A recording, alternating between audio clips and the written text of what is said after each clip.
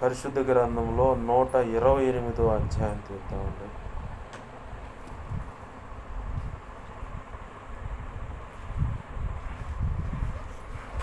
ప్రభు యొక్క మహా ఉచిత కృపను బట్టి మరి గడిచిన సంవత్సరాలన్నీ ప్రభు తన మహా ఉచిత కృపలో మిమ్మల్ని భద్రపరిచి క్షేమాన్ని ఇచ్చి ఆయుష్ పొడిగించి ఆరోగ్యం ఇచ్చి సఖ్యత సమాధానం ఇచ్చి అన్ని విధాల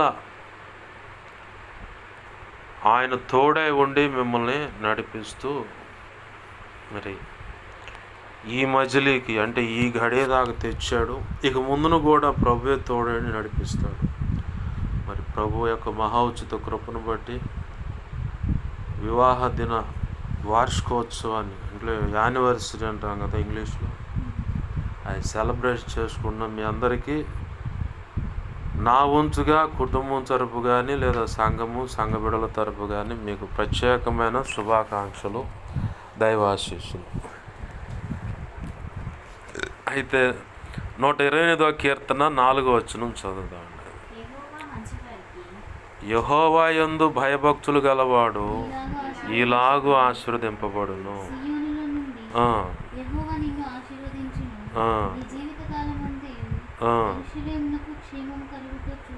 ఆమెన్. నీ పిల్లలను నీవు చూచెదవు. ఆమెన్. చిన్న మాట ప్రార్థన చేసుకో. ప్రేమగల మా కన్న తండ్రి యేసయ్యా, నీకు వందనాలు, కృతజ్ఞతాస్తుతులు మా ప్రభువా. నీ మహా ఉచిత కృపను బట్టి ఇప్పటి వరకు మేము మాట్లాడుకున్న మాటల్లో పొరపాట్లు ఉంటే క్షమించండి ప్రభువా. నీ దయా సంకల్పంలో ఈ బిడ్డలు అయా ఇదిగో తండ్రి జత చేయబడ్డారు. అందును బట్టి నీ కృతజ్ఞతాస్తుతులు. ఈ భార్యను కాబట్టి ఈ భర్త సహించగలడు, ఈ భర్త కాబట్టి ఈ భార్య సహించగలదని నీ అనాది సంకల్పంలో వీరిని జత చేసి ప్రభువా ఏక శరీరులుగా చేసి నీ కృప ద్వారా ఇదిగో తండ్రి ఇన్ని సంవత్సరాలు కాచి కాపాడుతూ వచ్చావు. అందును బట్టి నీ కృతజ్ఞతాస్తుతులు. వీరి దాంపత్య జీవితాన్ని దేవా బలపరిచి దేవా ఆనందకరంగా ఆశీర్వాదకరంగా చేసి నీ కృప చేత అయా వీరి దాంపత్య జీవితాన్ని ఫలభరితముగా మార్చి 2 పిల్లల్ని ఇచ్చినందుకు నీ కృతజ్ఞతాస్తుతులు. వారిని కూడా ఇంతవరకు నీవు కాచి కాపాడుతూ వచ్చిన విధానాన్ని బట్టి నీ కృతజ్ఞతాస్తుతులు ప్రభువా. బిడ్డలను ఇంకొన ముందుకు కాచి కాపాడుతున్నందుకు నీకు కృతజ్ఞతాస్తుతులు ప్రభువా. ఇదిగో తండ్రి ఈరోజు మ్యారేజ్ యానివర్సరీ కాబట్టి ప్రభువా ఇలాగ మేము సమకూర్చని కృపనిచ్చినందుకు కృతజ్ఞతాస్తుతులు మా ప్రభువా. మరి ఇదిగో తండ్రి మరొక సంవత్సరమును దయాకిరీటమును యానివర్సరీ దేవా మీరు వివాహ దినోత్సవాన్ని ఇలా ఇచ్చినందుకు నీ కృతజ్ఞతాస్తుతులు ప్రభువా. ఇది ఈ ముందున్న కాలంలో దాంపత్య జీవితం విషయంలో కానీ, సేవ విషయంలో కానీ, కుటుంబ విషయంలో కానీ ఏ సంగతులు దేవా నీ బిడ్డలకు అవసరమైనయో నీ కృప ద్వారా మీరు మా మధ్యలోకి వచ్చి మాతో ఉండి ప్రభువా నీ ప్రజలతో నీవే దేవా ఈ కుటుంబ సభ్యులతో మాట్లాడమని బతిమలాడుతున్నాం ప్రభువా. ఇదిగో నీ సిలువ రక్తంతో ఈ స్థలాన్ని కడుగు, ఈ సమాజాన్ని కడుగు, సినాయి పర్వతంగా ఇంటిని సమాజాన్ని చెయ్యి. స్తుతి సింహాసనాసీనుడువై ఇక్కడ ఉండండి అయ్యా సమాజంలో ఉండి నీలోంచి ప్రభావం నలుదిక్కులకి ఇంట్లోంచి ఇక్కడ దేవా ఈ సమాజం నుంచి నలుదిక్కులు ప్రబలిల్లు వెళ్ళునుగాక. నా చుట్టూరు మా చుట్టూరు ఇంటి చుట్టూ ఈ సమాజం చుట్టూ సిలువ రక్తపు కంచెని రక్షణ కంచెని అగ్ని కంచెని వేయండి ప్రభు. నీ మహిమేగాని ఇక్కడ ఆవరింపచేసి నీ చేతి నీళ్ళు దాచిపెట్టి దేవా నాతో మాతో అందరితో మీరు మాట్లాడి ఉపదేశాన్ని అడ్డగించాలని చూస్తున్న దుష్టుడు వాడి దూతలు చీకటి అంధకార శక్తులు ఏమున్నా ఏస్తున్నాలో నీ మహాపునరుద్ధాన శక్తి ద్వారా వాటి ప్రభావాన్ని బంధిస్తున్నాం, లయపరుస్తున్నాం ప్రభా. నీ పక్షం వహించిన నేను బలహీన ఎంత బలహీన నీకు బాగా తెలుసు. నీ మీద అనుకున్నా, నీ కృప మీద ఆధారపడుతున్నాను. నీవే అయ్యా నీ రక్తంతో శుద్ధ జలంతో కడిగి పరిశుద్ధపరిచి పరిశుద్ధాత్మగ్ని పుట్టవేసి శుద్ధ సువర్ణంగా నన్ను మార్చి నీ పరలో శుద్ధ సువర్ణ తైలు నన్ను ఇచ్చి మేము గొప్పగా ఉంచి ఆనంద తైలాభిషేకం నాపై ఉంచి ఇర్మియా 1వ అధ్యాయం 9, 10, 18, 19 నీ కృప నాకు దయచేసి దేవా నన్ను మమ్మల్ని చక్కగా నిలబెట్టి నీ ఆత్మతో నింపి మాతో మాట్లాడమని ఈ వాక్యాన్ని బట్టి కృతజ్ఞతాస్తుతులు చెల్లిస్తూ యేసయ్య నామములోనే ప్రార్థించి సమస్తం పొందుకొని పరిశుద్ధ గ్రంథంలో మీరు ఇచ్చిన లేఖనాన్ని బట్టి కృతజ్ఞతాస్తుతులు చెల్లించి నిన్ను గొప్ప చేసుకుంటున్నాం మా తండ్రి. ఆమెన్. ఆమెన్. మంచిది. ప్రభునందు సమకూడిన మీ అందరికీ నా హృదయపూర్వకమైన వందనాలు. అందరికీ వందనాలు. చదువుకున్న లేఖన భాగంలో ప్రభు మనతో మాట్లాడుతున్న విషయం, యెహోవా యందు భయభక్తులు గలవాడు ఇలాగూ ఆశీర్వదింపబడును.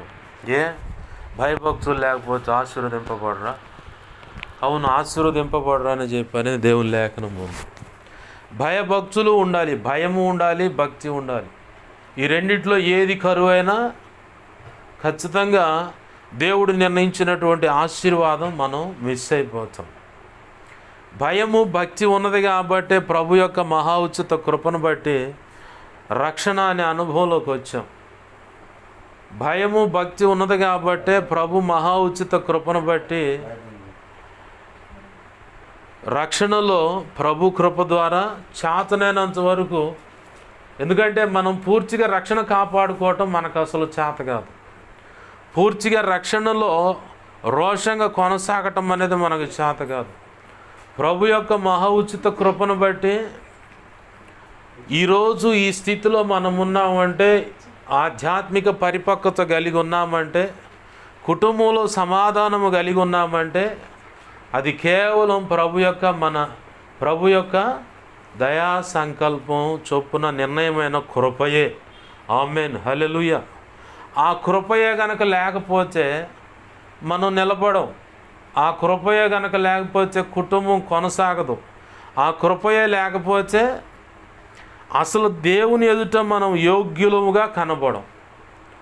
మన జీవితాల్లో దేవుని రక్తంలో కడగబడిన తర్వాత మేము దేవుని బిడ్డలమని చెప్పుకుంటూ భక్తి సాధనలు కొనసాగుతూ ఎన్నో పొరపాట్లు మన జీవితాల్లో పొడచూపుతూ ఉంటాయి.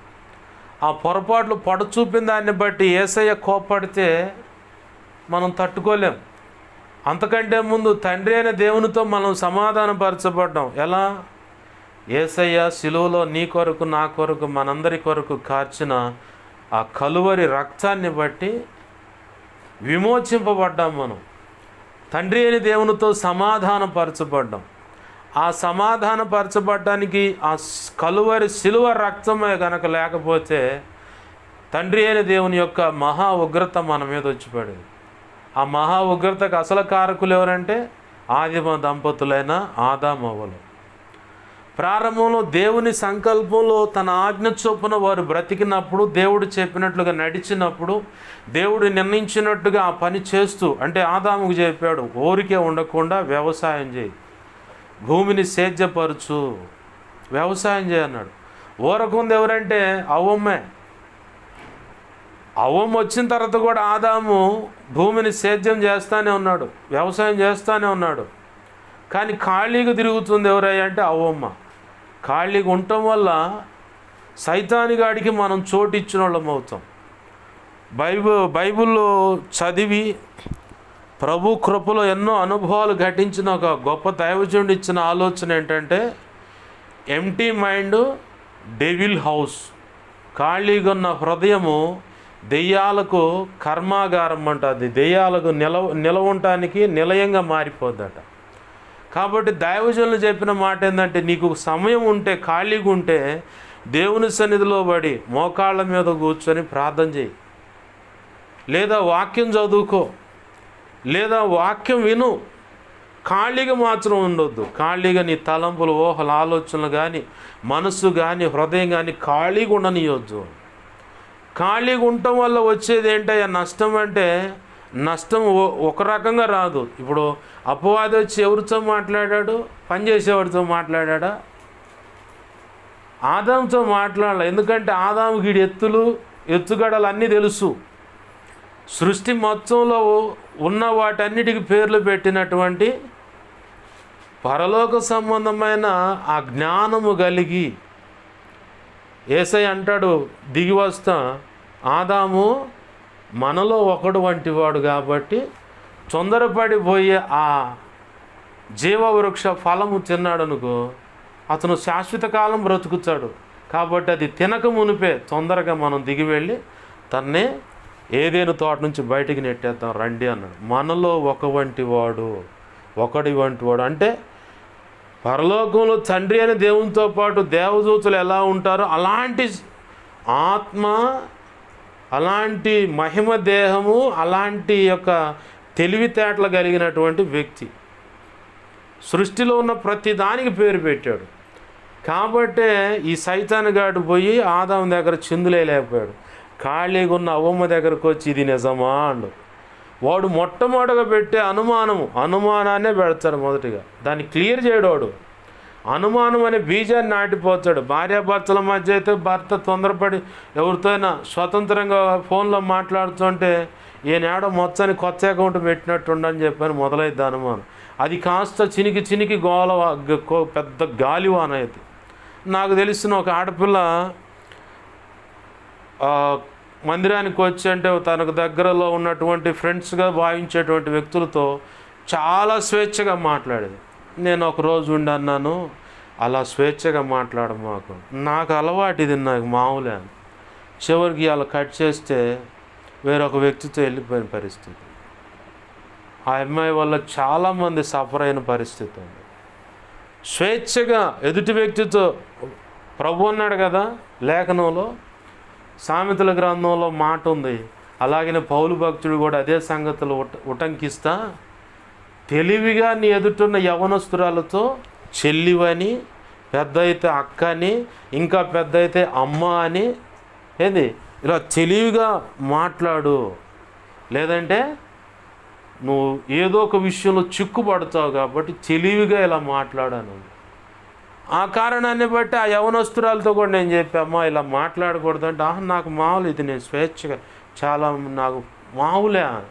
చివరికి ఏముంది, అలా తల్లికి తీరని శోకం, ఆ బిడ్డకు జరిగిన జీవితంలో ఎదురైన పరిస్థితులను బట్టి ఆ బిడ్డ ఏడుస్తూనే ఉంది. సైతానుగాడు తెచ్చిపెట్టే అనుమానం అన్నమాట. అనుమానం ఇది నిజమా, ఆడేముండదు మళ్ళీ. అయితే ప్రభు పరిశుద్ధాత్మ ఆవేశంలో పౌలు భక్తుని ద్వారా ఇంకో మాట కూడా మాట్లాడు, విరోధికి నిందించుటకు అవకాశం ఇవ్వమాక.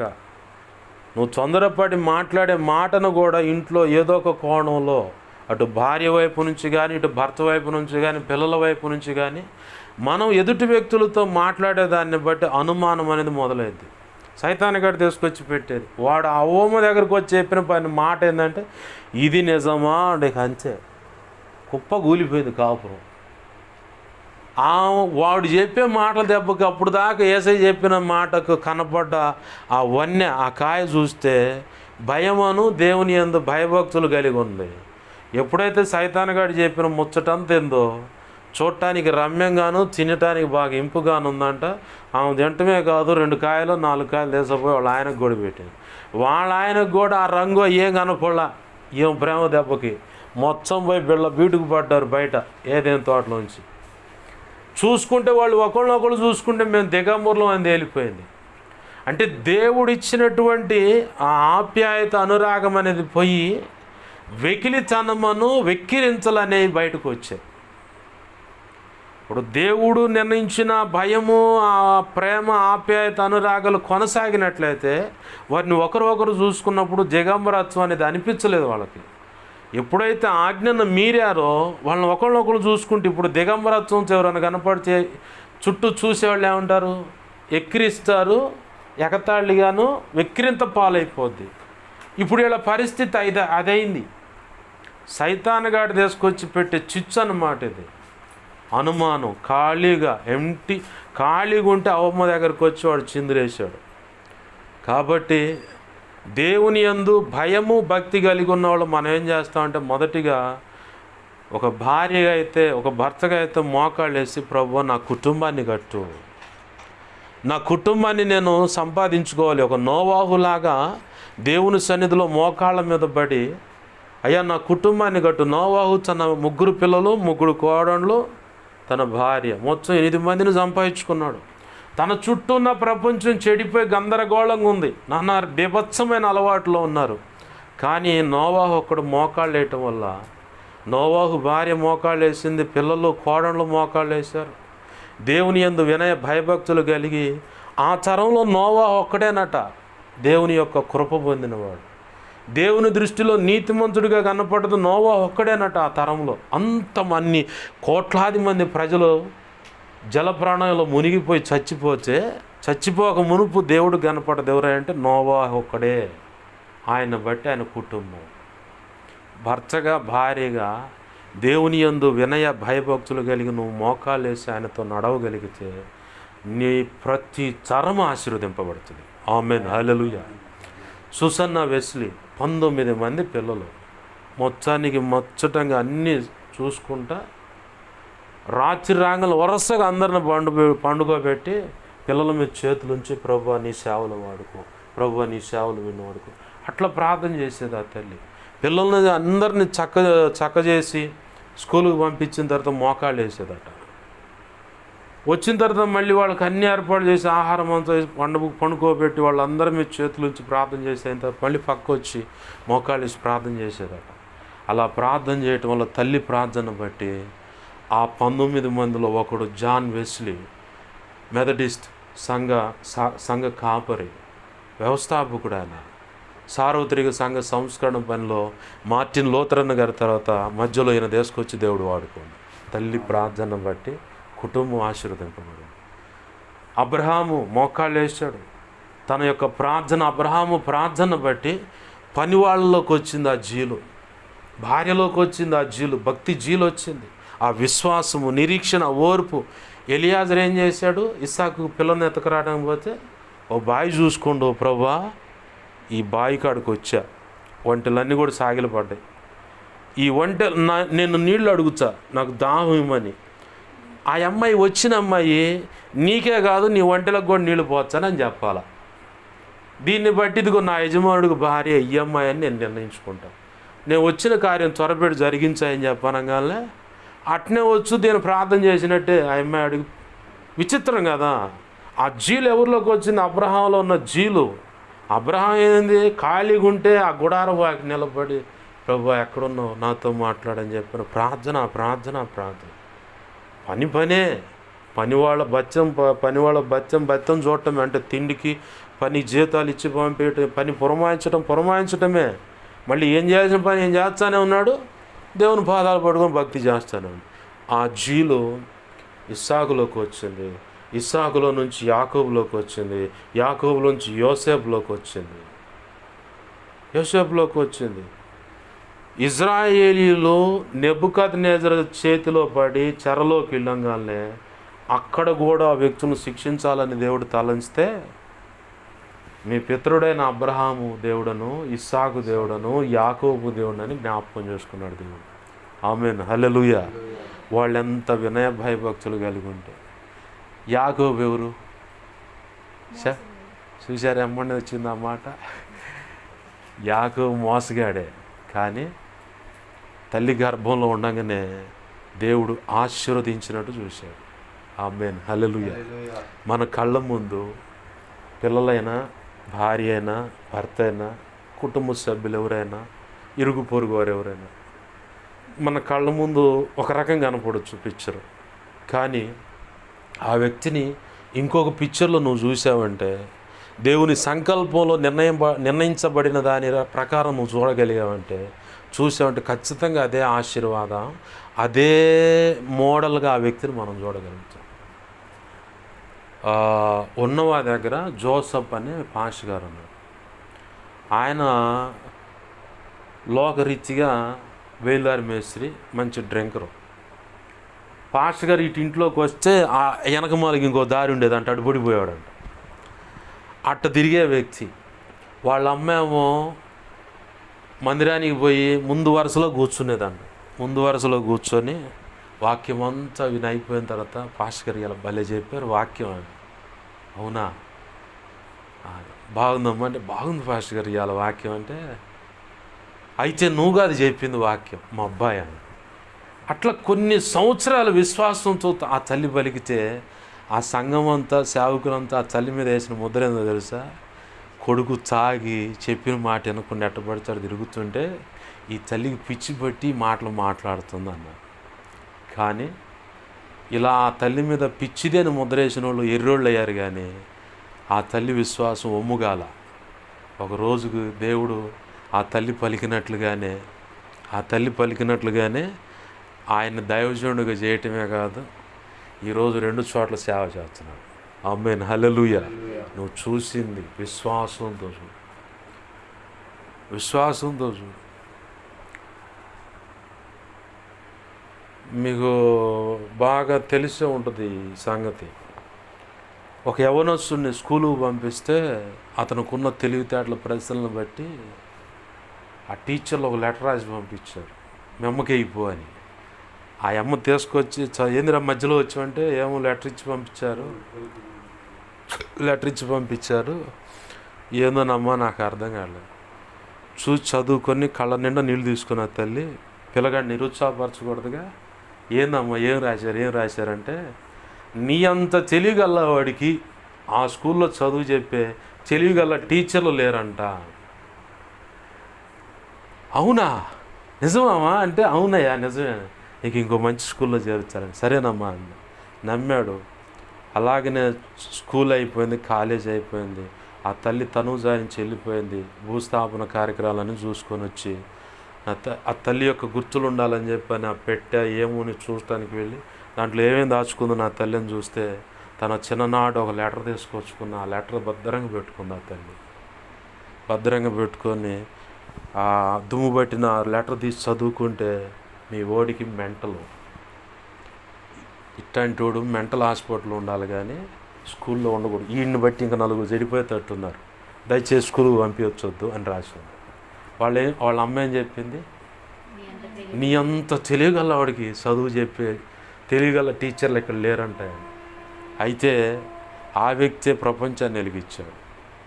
ఇప్పుడు మన ఇంట్లో లైట్ ఎవరి ద్వారా వెలుగుతుంది? 99 సార్లు సక్సెస్ కోసం ప్రయాసపడ్డాడు, ఫెయిల్ అయ్యాడు. అయినా నిరీక్షణ కోల్పోకుండా చివరికి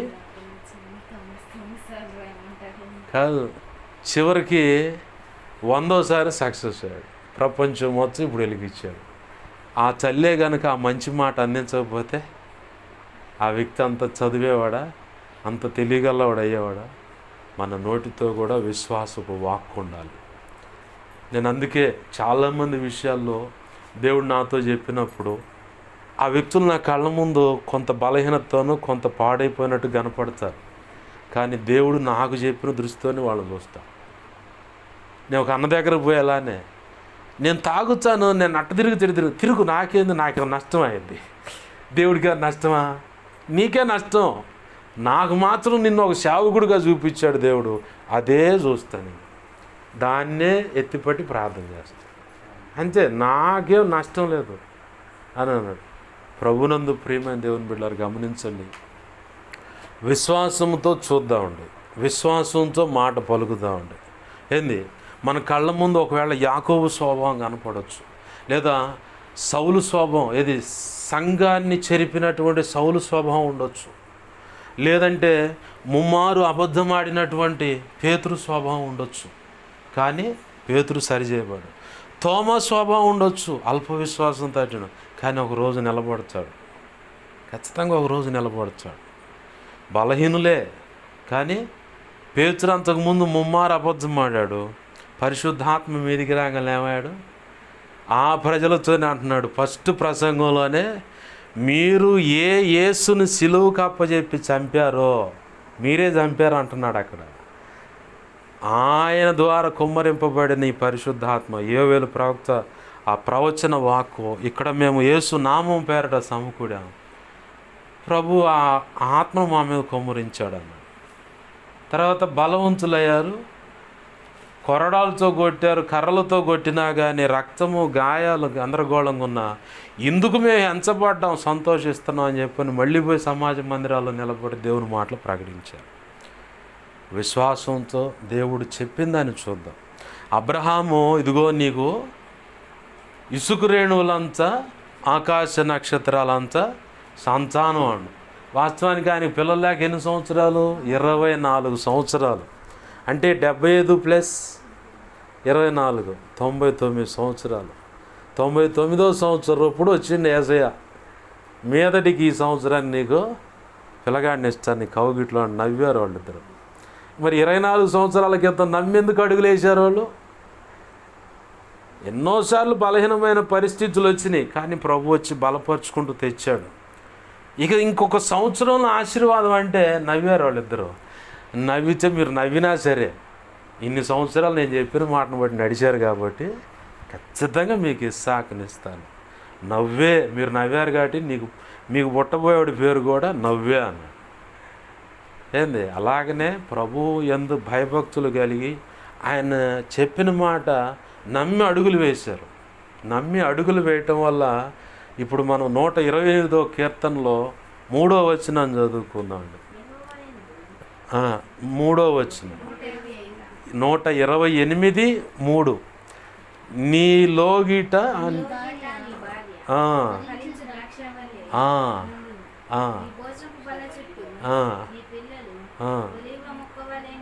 ఆమేన్, ఆమేన్. చాలు చాలా ఒక్క వచనం. ఫలించు ద్రాక్షవలి అన్నాడు. నీ లోగిట నీ భార్య ఫలించు ద్రాక్షవలి. దేవునికి స్తోత్రం, హల్లెలూయా.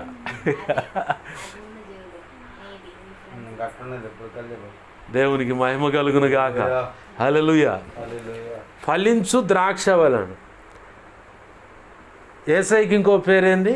యోహాను సువార్త 15:1 నిజమైన ద్రాక్షవల్లి నేను అన్నాడు. ఏంది? ఇక్కడ లోగిట భార్య గురించి ఏమన్నాడు? ఫలించే ద్రాక్షవల్లి అన్నాడు. ప్రభు అదే అధ్యాయంలో 1-5 వచనాలు చదువుకుంటా ఉంటే అక్కడ అంటాడు, మీరు తీగలో మీరు నాతో అంటు కట్టబడాలి.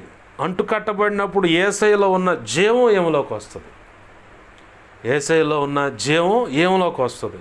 ఏములోకి వచ్చినప్పుడు యేసయ్య ఎలా అయితే ఫలించాలని కోరుకున్నాడో అలా ఫలిస్తుంది. కాబట్టి ఆమె ఫలించే ద్రాక్షవల్లి. అంటే సామెతలు 31:10-31 వచనాల్లో గుణవతి అయిన భార్య గురించి చెప్పబడి ఉంటుంది. ఆమె భర్త గౌనుల దగ్గర, అంటే ఇప్పుడు మనం బజార్లో రచ్చబండ అయిన అరుగులు ఉంటాయి, అరుగులు కాడ తన భర్త పొగడబడతాడు. ఈమె సత్క్రియలేమో అక్కడక్కడ గొప్పగా చెప్పబడతాడు. తన కడుపును పుట్టిన పిల్లలే ధన్యురాలని చెప్పని అంటారని కూడా రాసి ఉంది. అయితే ఆమె ఊరకుండదట. పనిచేస్తూనే ఇంట్లో పని వాళ్ళకి అన్ని ఏర్పాటు చూసుకుంటూనే పిల్లలకు భర్తకు అన్నీ చూసుకుంటూ ఉంటుంది. ఫలించే ద్రాక్షవల్లి యొక్క లక్షణాలు. అయితే నెక్స్ట్ ఏమన్నాడు కింద, ఆ వారి పిల్లలట ఒలివ మొక్క వలె, భోజనపు బల్ల చుట్టూ ఒలివ మొక్క వలె ఉంటారు. ఒలివ మొక్కకి చావు లేదు. ఒలివ మొక్కకి చావు లేదంటే దీనికి దేనికి ఎలా సాదృశ్యంగా ఉంటుంది భాష గారు అంటే, శాశ్వతమైన జీవము, శాశ్వతమైన కృప, శాశ్వతమైన కనికరము, కరుణ, వాత్సల్యత, ప్రభు యొక్క శాశ్వతమైన ప్రేమ, వీటన్నిటికంటే శాశ్వతమైన ఆశీర్వాదానికి మూలంగా ఉంది. ఒలివ మొక్కలు ఇప్పుడు కూడా నేను చూసారా, యేసయ్య కాలం, ఎలీషా కాలం ఒలివ మొక్కలు యెరూషలేము పట్టణంలో ఉన్నాయి, ఇప్పటికీ ఉన్నాయి. పెద్ద పెద్ద పచ్చి ముద్దులాలు అట్లా ఉన్నాయి ఒలివ మొక్కలు. అట్లానే దేవుని యందు వినయ భయభక్తులు కలిగిన వాళ్ళ యొక్క భార్య ఎలా అంటే ఫలించే ద్రాక్షవల్లిగా ఉంటుంది. అలాగనే వారి పిల్లలు దేవుని భోజనపు బల్ల చుట్టూరు ఒలివ మొక్కలాలు ఉంటారు. ఆడ భోజనపు బల్ల చుట్టూ అనే ఉందిగా పాస్టర్ గారు, దేవుని భోజనపు బల్ల చుట్టూ అని మీరు ఎలా యాడ్ చేస్తున్నారంటే, ఆ కిందేమన్నాడు 4వ వచనం మనం చదువుకున్న మూలవాక్యంలో, యెహోవా యందు భయభక్తులు గలవాడు ఈలాగున ఆశీర్వదింపబడును. అంటే ఆ భోజన బల్ల దగ్గర ఎవరున్నారు? ఇప్పుడు మనకి యేసయ్య ఉన్నాడు. ప్రభువు మీ వివాహ దినోత్సవం రోజు ఇప్పుడు మీకు ఇస్తున్న వాగ్దానం ఏంటంటే ఆ 128వ కీర్తన 3వ వచనమే. ఆమేన్, హల్లెలూయా. ఏమే తర్వాత కింద వచనాలు కూడా మనం పరిచయం చేసుకున్నాము. ప్రభు యొక్క మహా ఉచిత కృపను బట్టి దేవునితో యేసయ్యతో అంటు కట్టబడి ఉన్నాము. పనికిరాని ఏమన్నా ఉంటే మనం తీసేసుకోవాల్సినవి తీసేసుకుందామండి. దేవుడు చెప్పిని నిలబెట్టుకోవాల్సినవి నిలబెట్టుకుందామండి. ప్రభు కృపలో ఆశీర్వాదకరమైన కుటుంబంగా ప్రభు కృప ద్వారా కట్టబడండి. ప్రభు కృప ద్వారా. ప్రభు కృప లేకపోతే మనం ఆ కుటుంబాన్ని కట్టలేం. 127వ కీర్తన 5వ వచనంలో ఏముంది? ఇల్లు కట్టువా అని ప్రయాస వ్యర్థమే, పట్టణానికి కావలి ఉండేవాడి ప్రయాస వ్యర్థమే. ఎవరు లేకపోతే, యెహోవా కావలి లేకపోతే, యెహోవా కట్టకపోతే, ఈ 2 మాటలు మెన్షన్ చేయబడ్డాయి. కాబట్టి యేసయ్య మనకు తోడే ఉన్నాడు. మరి ముఖ్యంగా ఈ కుటుంబానికి, మీ దాంపత్య జీవితానికి తోడే ఉన్నాడు. కాబట్టే ప్రభు కృపలో ఇంత ఆశీర్వాదం కలిగి ఉన్నారు. ఇక ముందు రానున్న దినాల్లో ఇంకా రెట్టింపైన ఆశీర్వాదం మీకు ఇవ్వటానికే ప్రభు ఈరోజు ఆ 128వ కీర్తన 3వ వచనం ఇచ్చాడు. ఆమేన్, హల్లెలూయా. వాస్తవానికి 128వ కీర్తన మొత్తం భార్యాభర్తల దాంపత్య జీవితానికి, కుటుంబానికి నిర్ణయింపబడింది. అది శాశ్వతమైన ఆశీర్వాదం అన్నమాట. దేవుడు తన కృపచేత ఈ సంవత్సరం మా కుటుంబానికి ఇచ్చిన వాగ్దానం అదే. అయితే ఈ యానివర్సరీ రోజు మీకు ఇస్తా ఉన్నాడు దేవుడు అదే వాగ్దానాన్ని. ఏంది? ప్రభు కృపకు పాత్రలు అవుదామండి. ప్రభు పాదాలు పట్టుకొని ఆయన ఆలోచన చొప్పున అడుగులు వేస్తా కుటుంబాన్ని, దాంపత్య జీవితాన్ని కట్టుకుంటూ బిడ్డల భవిష్యత్తును ప్రభు చేతులకు అప్పచెప్పి ఆయన చెప్పినట్లుగా అడుగులు వేస్తూ భక్తి సాధన చేస్తూ ప్రభు నిర్ణయించినటువంటి ఆశీర్వాదంలోకి అడుగుపెట్టి ప్రభు సెలవులో ప్రభు చిత్త ప్రకారము రానున్న దినాల్లో ఉన్నతమైన సేవకై నడుము బిగించి అడుగులు వేసి ప్రభు కృపచేత రహస్యం ముందు మొదటిగా అభిషేకించబడి ఆ పిదప భౌతికంగా ఆ సంఘం ఎదుట హస్త నిక్షేపణం పొంది ఉన్నతమైన సేవ చేసి విస్తారమైన ఆత్మలు సంపాదించి ప్రభు చిత్తంలో పనివారిని సిద్ధపరిచి ఆయన అనుకున్న పని సంపూర్ణం చేసి సంపూర్ణ సిద్ధి పొంది ధైర్యంగా క్రీస్తు న్యాయపీఠాన్ని ఎదుర్కొని ప్రభు నిర్ణయించిన బలా మంచిదాసుడా మంచిదాసురాలని మెప్పు ఘనత మహిమ బహుమతులు అందుకొని నిత్యత్వంలో ప్రవేశించి వధువులో నిర్ణయించిన ఉన్నత స్థానంలో నిలిచి యుగ యుగాలు నిత్యరాజ్య పరిపాలన చేసి ఆయన మహింపరుచుకునే భాగ్యము ప్రభు యొక్క మహా ఉచిత కృప చొప్పున మనందరికీ ప్రత్యేకంగా ఈ యానివర్సరీ జరుపుకుంటున్న ఈ దంపతులకును అలాగే కుటుంబ సభ్యులకు కడుపును పుట్టిన బిడ్డలకు కూడా ప్రభు ఉన్నత కృపను బట్టి దయచేయునుగాక. ఈ మాటలు వింటున్న వారికి కూడా దయచేయునుగాక. ఆమె రండి ప్రార్థన చేసుకుందాం. ప్రభువా నీకు వందనాలు, కృతజ్ఞతాస్తుతులు అంటూ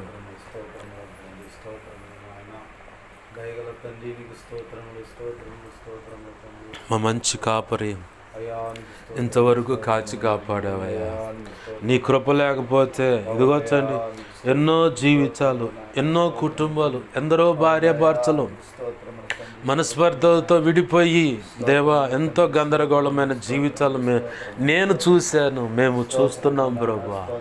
కానీ నీ మహా ఉచిత కృప చొప్పున సమాధానం ఇచ్చి సఖ్యతనిచ్చి ప్రేమని దేవా దిగోతండి మీ పరిశుద్ధాత్మ ద్వారా కలుగు ప్రేమ, ఐక్యత, సమాధానమును నిలిపి ప్రభువా ఈ విధముగా ఇన్ని సంవత్సరాలు మీరు దేవా నీ బిడ్డలు నడిపిస్తూ వస్తున్నారు, ఇక ముందును నడిపిస్తున్నారు. అందుని బట్టి నీ కృతజ్ఞతాస్తుతులు ప్రభువా. రానున్న దినాల్లో నీ బిడ్డలు ఉన్నతమైన సేవ చేయవలసి ఉన్నదయ్యా. అందుకు కావలసిన కృప యేసునామములో రిలీజ్ చేస్తున్నా తండ్రి. అందుకు కావలసిన సామర్థ్యం యేసునామములో రిలీజ్ చేస్తున్నా ప్రభువా. అందుకు కావలసిన కృపావరాలు యేసునామములో రిలీజ్ చేస్తున్నా తండ్రి. అందుకు కావలసిన ప్రార్థనాత్మ బిడ్డలపై రిలీజ్ చేస్తున్నా తండ్రి. అందుకు కావలసిన ఇదిగో తండ్రి దేవ విజ్ఞాపనాత్మ నీ బిడ్డలపై రిలీజ్ చేస్తున్నా తండ్రి. ప్రేమ, ఐక్యత, సమాధానాన్ని రిలీజ్ చేస్తున్నాను ప్రభువా. దుష్టుడు వాడి దోతల ఆగడాలు యేసునామములో కొట్టివేస్తున్నాను ప్రభువా. నీ గొప్ప కార్యాలు జరిగించండి అయ్యా.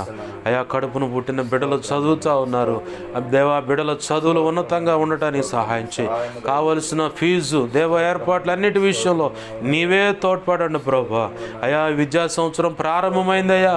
విద్యా సంవత్సరం అంతం వరకు మీ కృప, కాపుదల, భద్రత బిడ్డలకు కలుగునుగాక. నీ కృపలో భద్రపరిచి నడిపించబడుదురుగాక.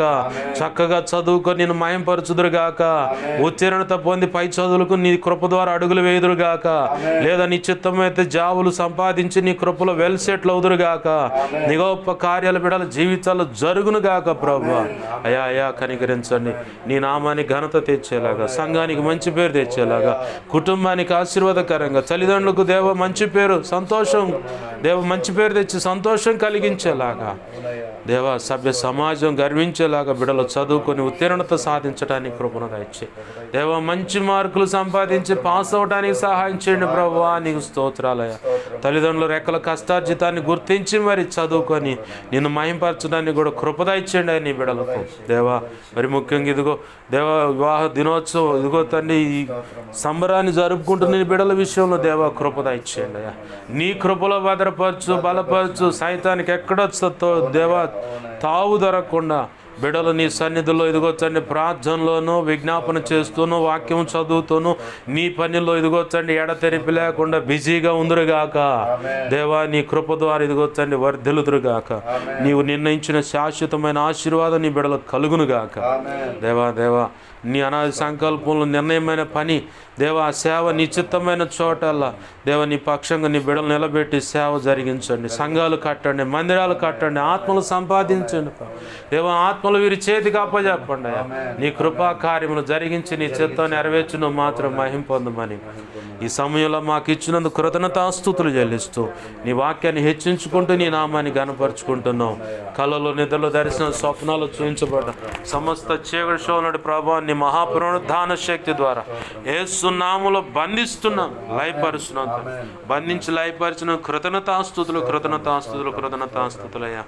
నాకు మాకు మా మీద ఇంకెవరికైనా కళలో నిద్రలో దర్శనం స్వప్నాలు చూపించబడ్డ సమస్త మంచి కళ్ళు మంచి దర్శనం మంచి స్వప్న నిద్రలో చూసి సమస్త మంచి యేసు నామములో నీ మహాపునరుద్ధాన శక్తి త్వరపెట్ట జరుగునుగాక, నెరవేర్చబడి త్వరపెట్ట జరిగేలా చేసి నెరవేర్చినందుకు కృతజ్ఞతాస్తుతులు.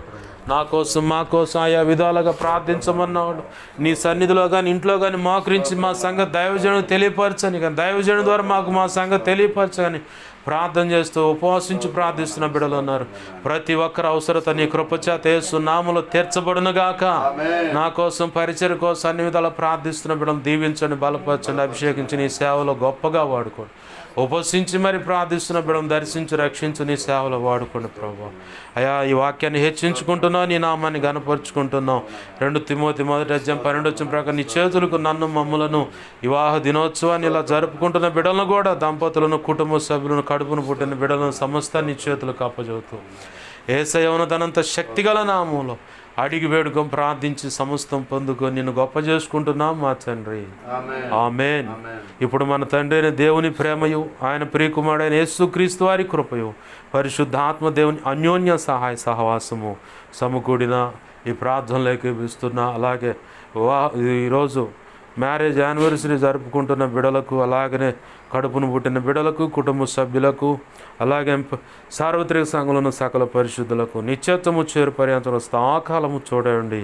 ప్రభు ఆశించిన నిర్ణయించిన ఆశీర్వాదకరమైన కుటుంబ జీవితం దేవుని కృప ద్వారా ఈ మ్యారేజ్ యానివర్సరీ జరుపుకుంటున్న బిడ్డల విషయంలో కానీ ఈ ప్రార్థనలోకి వేస్తున్న ప్రతి దంపతుల విషయంలో కూడా ప్రభు ఆశించిన కోరినటువంటి కుటుంబ దాంపత్య జీవితం కలిగి ప్రభు ఆశీర్వాదం పొంది అనేకులకు ఆశీర్వాదకరంగా, కుటుంబాలకు దంపతులకు ఆశీర్వాదకరంగా ఉండి ప్రభు మహిమపరిచేలాగా ప్రభు ఆ కార్యం జరిగించునుగాక. ఆమేన్. యేసు రక్తమునకే ప్రవేశ రక్తమునకే ప్రవేశనామును సంపూర్ణమైన విజయం కలుగునుగాక. ఆమేన్. అపవాది వాడి దూతలు చీకటి అంధకార శక్తులు క్రియలు అవంత ప్రమాద మంత్ర ప్రయోగం వాటన్నిటికీ అనంతనాశనం సర్వనాశనం నిత్యనాశనం కలుగునుగాక. ఆమేన్.